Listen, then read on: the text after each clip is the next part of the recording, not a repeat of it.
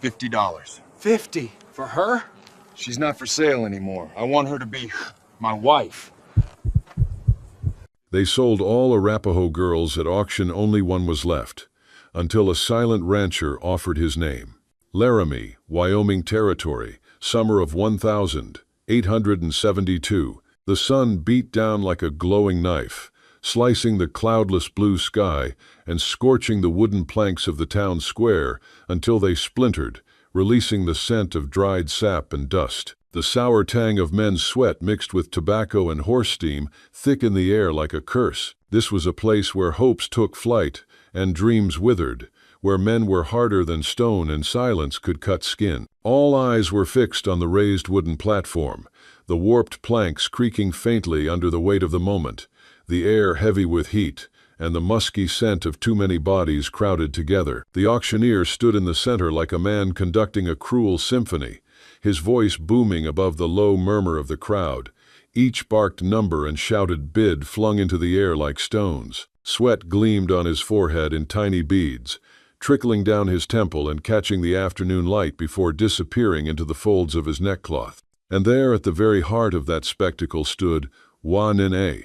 Her wrists were bound in front of her with coarse rope, the fibers biting into her skin, leaving faint red marks that throbbed with every small movement. She held her chin high, as if defiance alone could shield her, but her dark, bottomless eyes betrayed the truth eyes that caught the light like black glass, yet reflected the raw terror of a cornered animal, one that knows there is no gap left in the snare. She was only 18 years old, but in the set of her jaw, in the quiet resignation around her mouth, she carried the weight of someone who had already lived more than one lifetime. Her buckskin dress, once soft and supple, had been lovingly embroidered with glistening beads by hands that knew her name, her history, her place in the world. Now, the beads were dulled, the stitching frayed, patches of dust clinging stubbornly to every fold. The skirt hung limp and tired, as if it too had given up hope of catching the wind.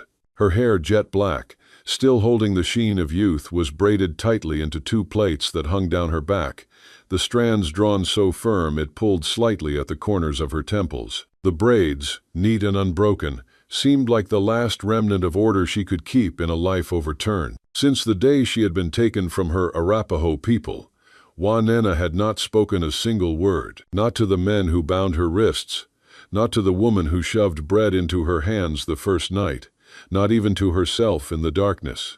Silence had been her armor, her refusal. And yet standing there on that platform, with dozens of eyes crawling over her like the legs of insects, that silence began to feel less like a shield and more like a cage closing in. She did not cry.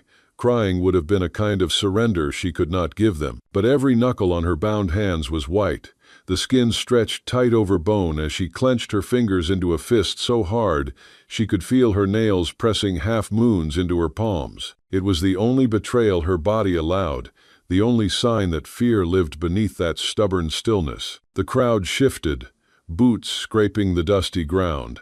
There were whispers, men appraising her as if she were livestock, their voices thick with the laziness of those who know they hold all the power. She could hear them through the auctioneer's shouts.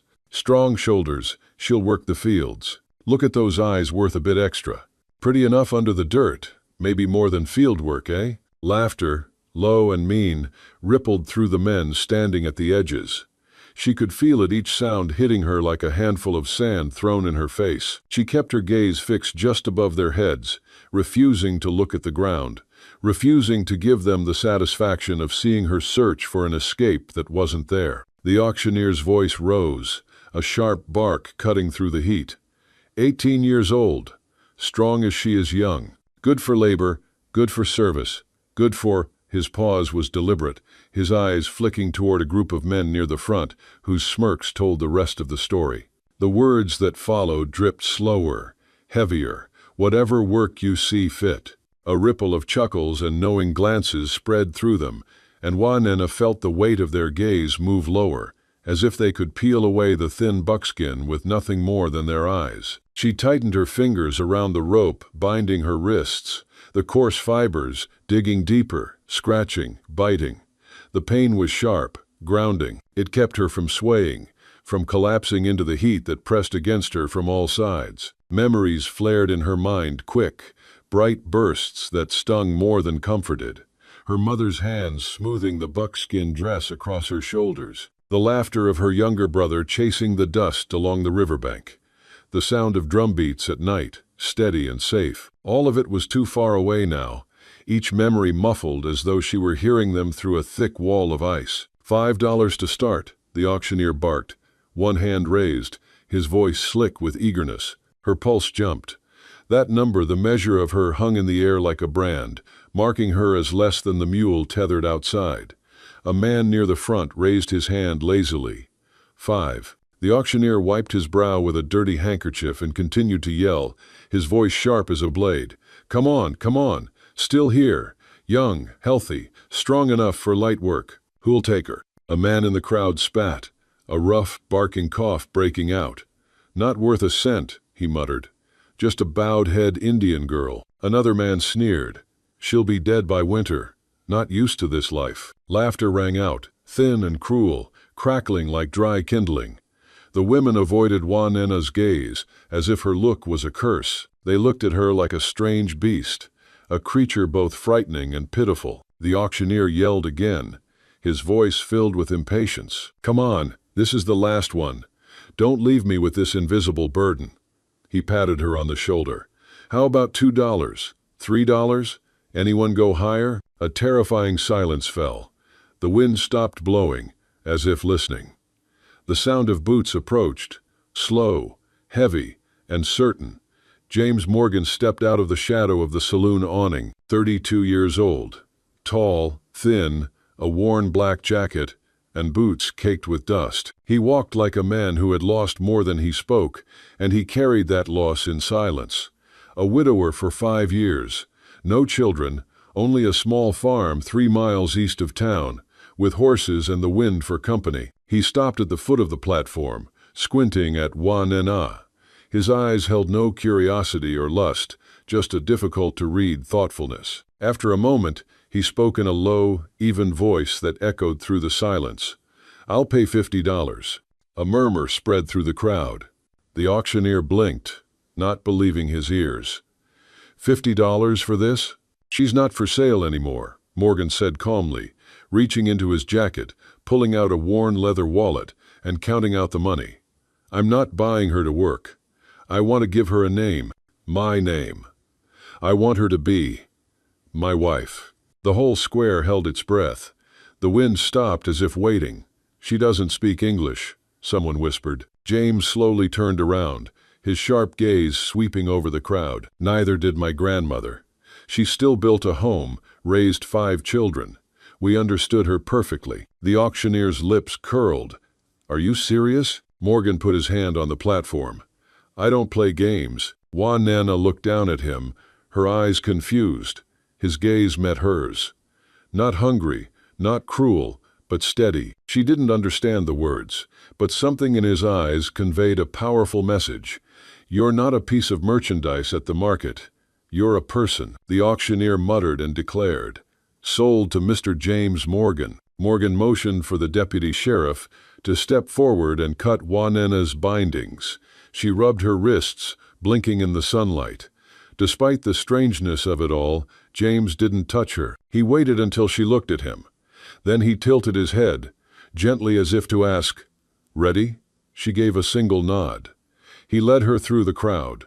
People silently parted. Some stared with judgment, others with disbelief. Juanen walked beside him, not behind. She didn't say anything, but she held her chin a little higher. At the wagon, James invited her to sit in the covered part.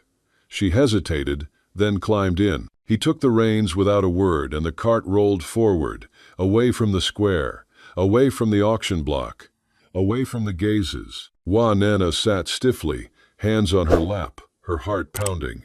On the long, bumpy ride out of town, James only said one thing. You're safe now. She didn't understand what it meant, but the way he said it, soft as a vow, made her believe it. And for the first time in weeks, she let out a sigh of relief. The wheels creaked beneath them. Dust rose like smoke in the fading light. James held the reins with one hand, his other hand resting loosely on his lap. He didn't say anything, his eyes looking straight ahead. The girl beside him, small, still wrapped in that old buckskin dress, clutched a cloth bag on her lap, as if it contained her entire world. Wanena didn't look at him. She looked straight ahead, her back stiff, her eyes staring at the horizon.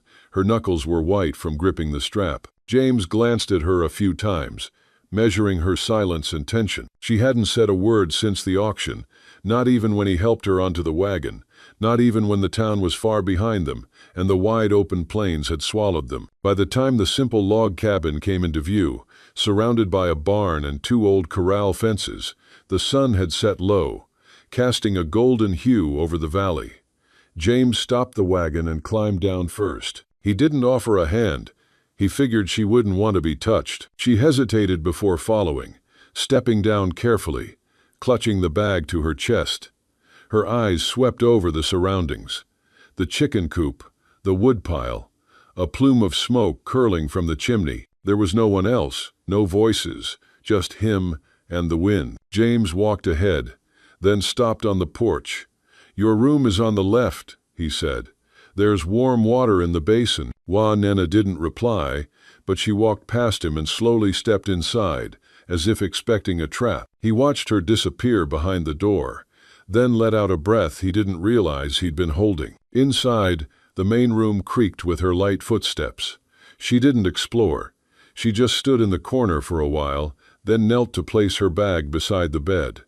The room was small but clean, a single bed, a window, a wash basin, a chipped cup holding a withered sprig of wildflowers.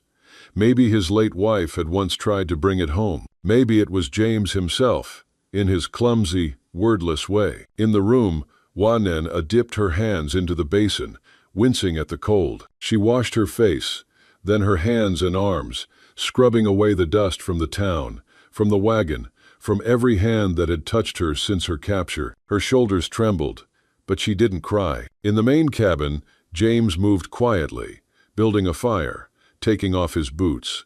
He ladled stew from the pot into a bowl, but didn't touch it. The appetite that had brought him back to Laramie was gone. He stood by the fire for a long time, arms crossed, staring into the flames. He could hear her movements, soft, careful. Maybe she was too scared to sleep. He couldn't blame her. When the fire died down, James took a blanket, opened the back door, and went to the barn. He didn't even consider taking the second bed in the house. That would feel like he didn't deserve it. The horses stirred as he entered. He found a spot in the straw near the wall and spread out the blanket. The smell of hay and old pine hung in the air. He lay down, staring up at the rafters, letting the ache of the day sink into his bones. Inside, Wanena was curled under the blanket, eyes wide open in the dark. She hadn't taken off her boots. She heard nothing but the crackling of embers and the creak of the wooden floor. No footsteps, no heavy breathing from the next room, no man in the dark. She crept to the window and looked out. In the moonlight, she could see the outline of the barn door closed, and behind it, a faint orange glow flickering through the cracks. He was out there. She didn't fully understand what he had said, but she understood enough. He wasn't sleeping in the house. He was giving her space. She returned to the bed, wrapping the blanket tighter and pressing her cheek against the pillow. The scent of cedar was faint and unfamiliar, clinging to the fabric. Her eyelids felt heavy. The silence didn't feel like fear anymore. It felt like the first kindness. Morning came early in the valley, long before the sun had fully risen above the hills. The sky was a muted pink and gray, and the first birds wheeled over the cottonwoods. Wanena moved like a shadow across the yard, barefoot, a shawl wrapped tight. She carried 2 metal buckets, one in each hand, filled with cold water from the stream that ran near the backyard. The doorknob creaked softly. She didn't say a word. James watched from the barn, half hidden behind a beam, his arms crossed over his chest. He had done this most mornings, just watching, not in a pressing or pushing way, just quietly, with something like respect. He always returned before the house was fully in motion, arranging carrots, a few onions, and some withered greens she had pulled from the dry flower garden. She disappeared into her room again, never asking for anything, never speaking. In return, he never knocked. He left warm bread, boiled eggs, and black tea on a wooden tray outside her bedroom door each morning, steam rising in the hallway. She never took the tray while he was watching, but when he came back an hour later, the spot was always empty. This quietness had become their rhythm. Days passed like this. One morning when he went to retrieve the tray, something new was on it. A folded square linen handkerchief embroidered with delicate little red stitches. The edges were uneven but careful. A single flower bloomed in the corner. He turned it over once, then twice, his hands slowing. No words, just the thread. But it said more than silence. That evening he cooked dinner. Nothing fancy, just rabbit stew and fresh bread, and set an extra bowl on the table, not next to his, but across from it like an invitation to the space. She didn't come, but later, when he went outside to tend to the horses, the leftover bowl was empty and clean. He smiled. That night, he didn't sleep in the barn. Instead, he took the blanket and spread it out near the hearth on the main room floor, warm enough, just far enough away not to intrude.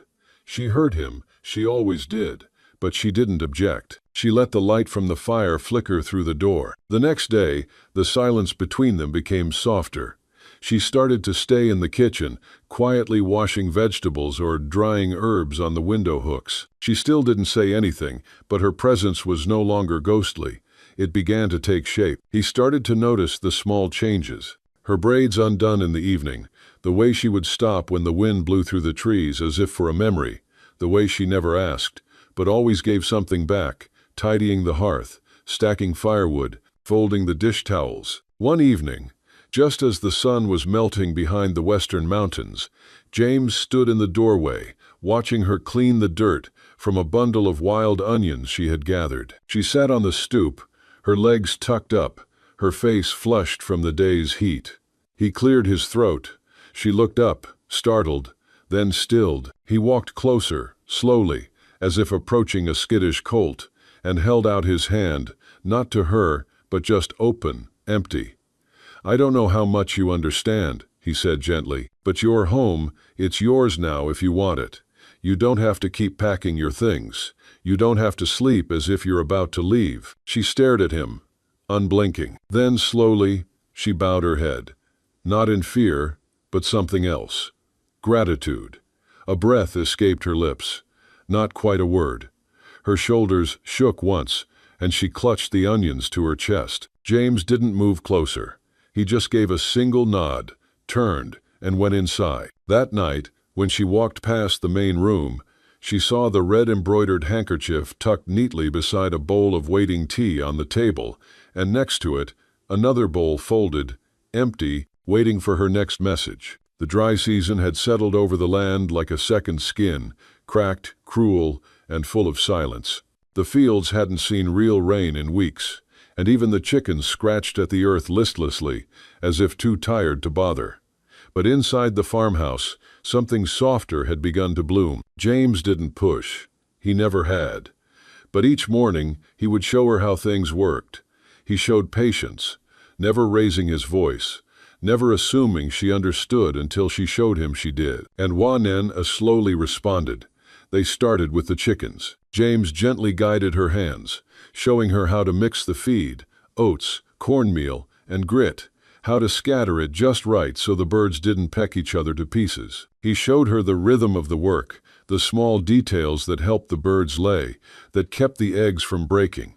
She listened without a word, watching him intently, nodding when she understood. Sometimes she would mimic the gesture with an over-the-top slowness, waiting for his reciprocating nod. Then came the cow.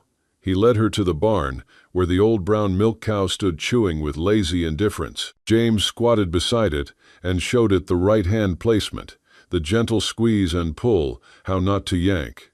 Wanena hesitated at first, but then she knelt, her braids falling forward, and tried. The first stream of milk went crooked.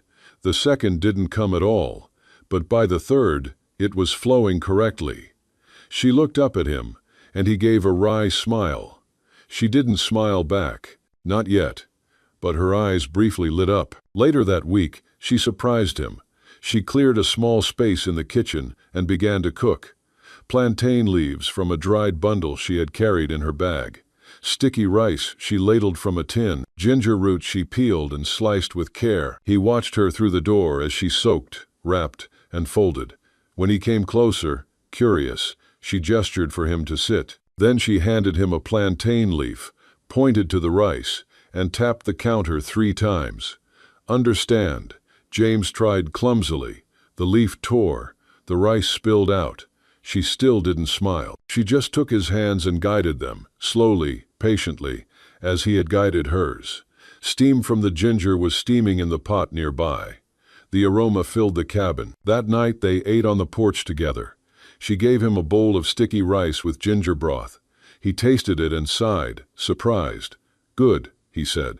"Very good." She looked down, but her hands were still for a moment, a small bit of pride easing her shoulders. That became their pattern.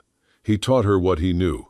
She reciprocated the gift in kind. One afternoon, the wind changed. James was stacking hay when clouds rolled in without warning. Thunder boomed in the wide-open sky, and the first drops began to fall before he could get the tools inside. Juanena was near the chicken coop, holding a small wooden bucket, when the downpour began. She gasped, partly in shock, partly in the sudden cold. James called out, waving toward the barn.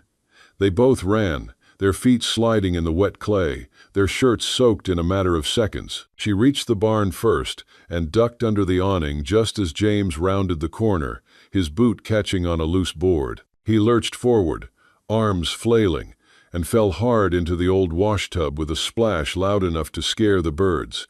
Water sprayed out like a fountain. Juanena stiffened, her eyes wide. Then she put her hand to her mouth and laughed. Not a gentle, polite laugh, a real laugh from deep in her chest. It was soft and clear, and entirely unexpected. James sat in the tub, dripping and blinking. He stared at her, stunned. Not because he was wet, but because it was the first time he'd heard her laugh. He stared as if the sound were a miracle. Her cheeks flushed.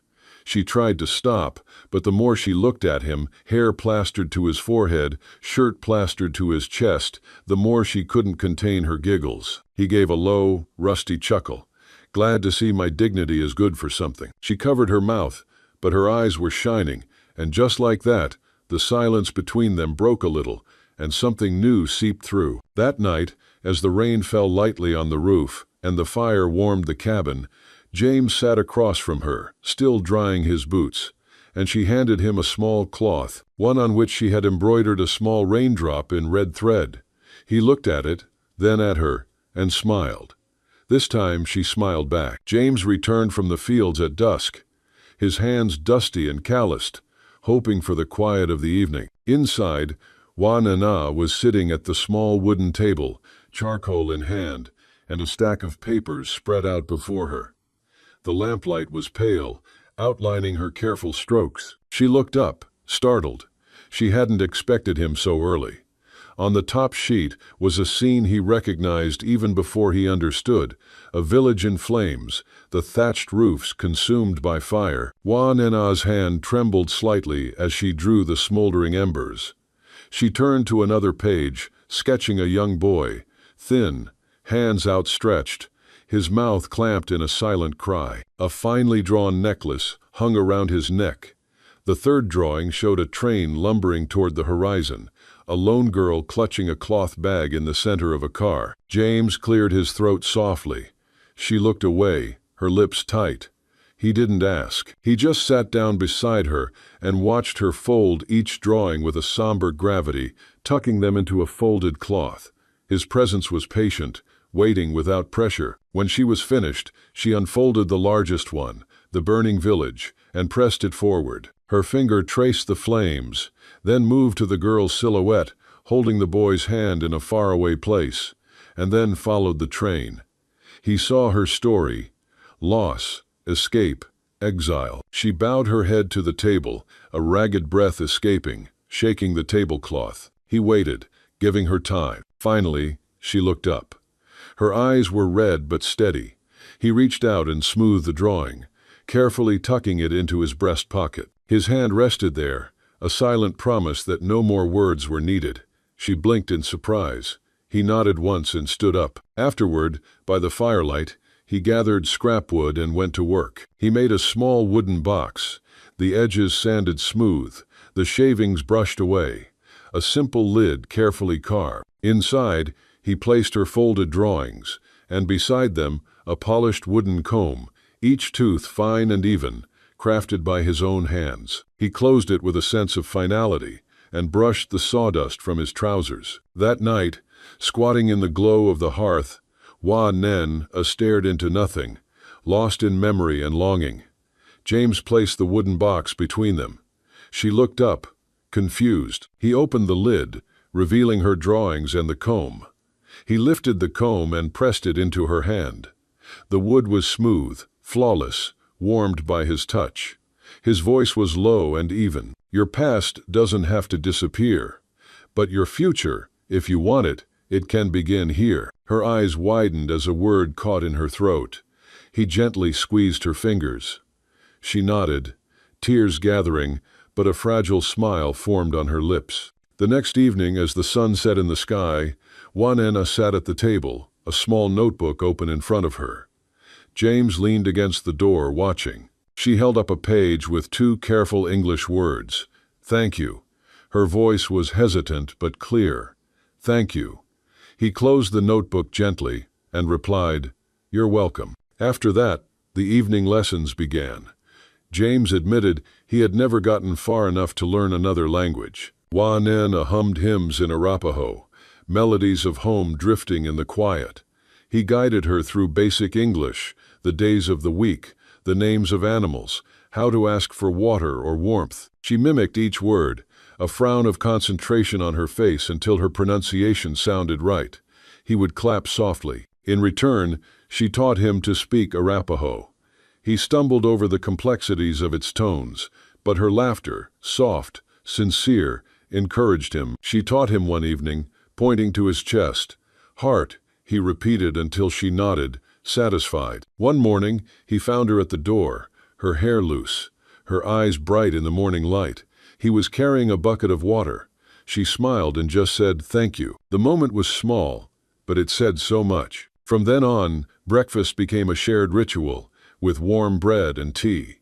The wooden comb lay beside her plate as a silent emblem of their relationship. In the corner of his farm, new roots were growing, held, nurtured by mutual trust, patience, and kindness that bridged history and language. And in the quietness of the night, as the wind stirred the rafters, neither of them was alone anymore. Laramie was stirring with whispers long before the sun was fully up. News traveled fast in towns like this, faster than a train, faster than the truth. By breakfast, every saloon and dry goods store was buzzing with the same line. Morgan bought himself an Indian wife. They said it with contempt, with laughter, with disbelief. It reached every porch and poker table. Nobody cared that she was quiet or small, or that she walked with her eyes downcast. They just saw the difference and judged. By noon, Wanen walked down the street for supplies.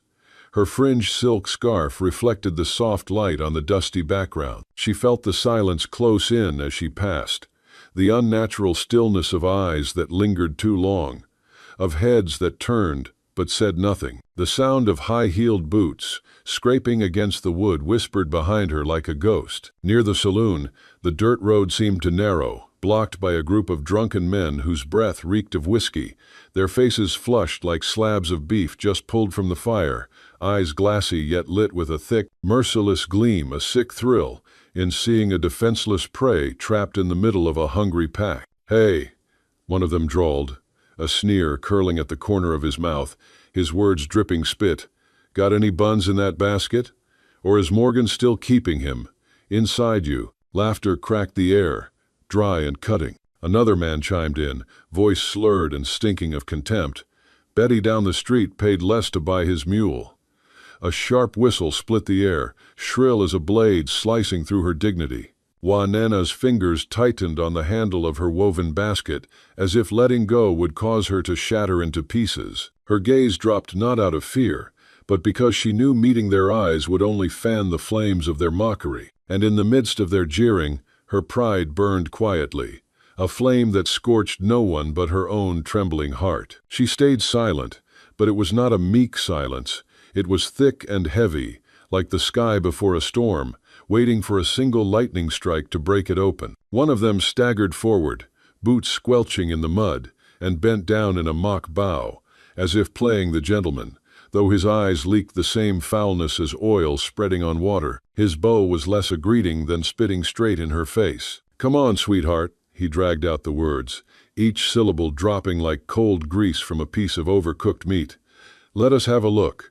$50 ought to have bought something worth seeing." The words had barely left his lips before the others burst into raucous laughter, clapping their hands in sharp bursts, snorting through their noses, all of it blending into a filthy kind of music, where every note jabbed at her shame like a dull blade sawing slowly into flesh. Wanen stepped back, her heel sinking into the wet earth, the basket trembling in her grasp, not because it was heavy, but because her whole arm had drawn tight with the pounding of her heart, urging her to vanish from the circle thick with the smell of meat, sweat, whiskey, and pure human contempt. She blinked hard, swallowing down the tide of tears that had risen, refusing to let them see they'd won. But deep inside her chest, the humiliation etched itself in every word, every laugh, every filthy glance cut into her heart like a scar that would never fade. Then suddenly, he was there.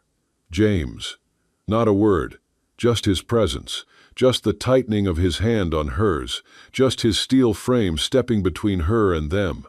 The crowd fell silent. James didn't say a word. He didn't have to. His eyes, hidden under the brim of his hat, said enough. He turned away, holding Wanena close, and led her along the boardwalk. She followed, almost breathless. Back at home, the silence was still there, but it was warmer. James led her to the kitchen table. She sat in silence. He knelt to untie her sandals, gently retying them. Wanen pressed a hand to her chest, not daring to look him in the eye. Then he slowly walked across the room. From inside his jacket, he opened an old leather-bound Bible and placed it in front of her. She looked at him with confusion. He opened it. Inside was a single folded paper. Wanena stared. It was a marriage certificate, her name next to his in slow, careful English letters, signed, witnessed, real. She reached out, her fingers hovering over the paper, then lightly touched it. Her name in ink, not whispered, not passed down, written out. James said, his voice low, even, "We'll have a ceremony. If you want, not for the town. For you." She looked up at him, eyes wide. "Why?" she asked, her voice barely audible. He stepped closer, brushing a stray hair from her face. "Because you deserve better than the steps. Because I believe in the person you are. And because," his voice faltered slightly, "because I love you." She pressed the certificate to her chest, tears streaming down her face. "Yes," she whispered, "I want that." James placed the paper on a clean page in the Bible, then closed it. They sat at the table, the wind blowing softly outside, the fire crackling in the hearth. He took her hand again. She didn't pull away. In that kitchen, love wasn't loud. It wasn't grand. It didn't have to be. It just was.